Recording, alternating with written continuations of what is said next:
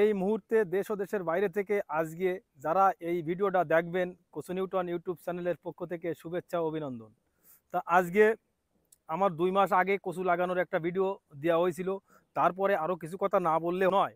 যেমন ডুমুরিয়া উপজেলা কৃষি কর্মকর্তা ইনসাদ আমিন তুহিন স্যার ও খুলনা জেলা অতিরিক্ত উপপরিচালক মোহাম্মদ মোসাদ্দেক স্যার ও এই যে সাইনবোর্ড কন্দল ফসল প্রকল্পের PD sir Mokhlesur Rahman sir, তাদের অনুপ্রেরণায় আজকে এই যে যাত্রা নিউটন কচু, এই যাত্রা হয়েছে।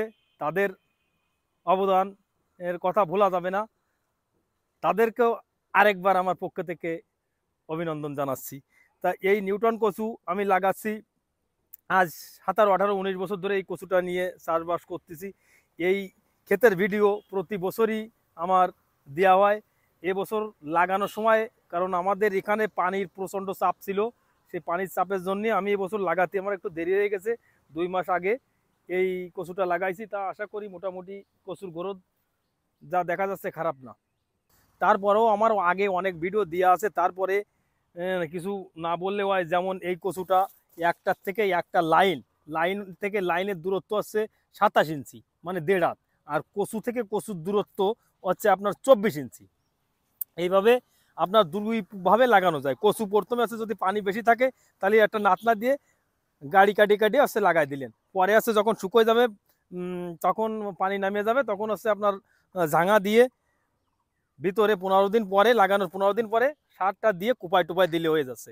আর যদি পানির সিস্টেম কম থাকে তাহলে আপনার শতকে আছে 3 কেজি কেঁচো ভার্মি কম্পোস্ট সার, সরিষার খোল আছে 2 কেজি, টিএসপি আছে 2 কেজি, এমওপি মানে পটাশ হচ্ছে 500 গ্রাম, জিপসাম হচ্ছে 500 গ্রাম, থিওবিট হচ্ছে 150 গ্রাম, সালফার হচ্ছে 150 গ্রাম, দস্তা 150 গ্রাম। তা দস্তা সারটা বাকি রেখে আর যে সারগুলো সব একসঙ্গে সমানভাবে মিক্সার করে জমিতে 1 চাষ দেওয়ার পরে এই সারটা মারিয়ে দিয়ে জমি আরও 2টো চাষ দিয়ে জমিটারে 2 দিন ফেলায় রেখে দস্তা সারটা বুনিয়ে জমিটা 2 পালো মই দিয়ে তারপর আছে চারাগুলো লাগাতে হবে।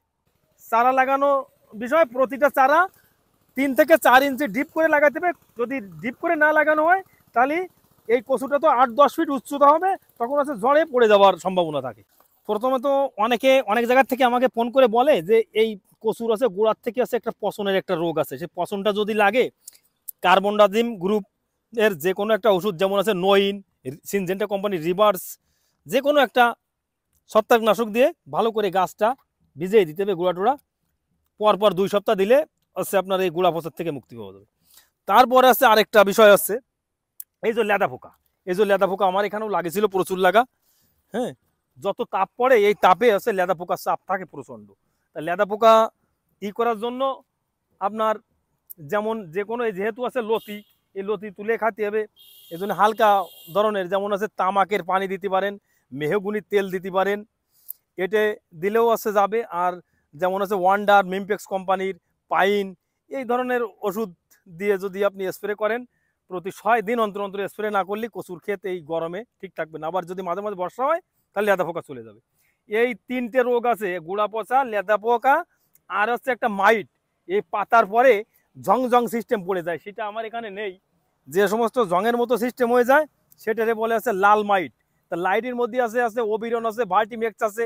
এই আছে 16 লিটার পানির মধ্যে 16 মিলি দিয়ে ভার্টিমেক্স বা ওবিরন 1 মিলি 1 লিটার পানির জন্য 1 মিলি ওষুধ, আর 16 লিটারের মধ্যে 50 গ্রাম থিওবিট, এই দুটো দিয়ে পরপর 2 সপ্তাহ স্প্রে করলে লাল মাইট মাকড়ের জন্য হচ্ছে উপকার পাওয়া যাবে। তা নতুন করে নতুন কোনো বিষয়ে দেখা হবে।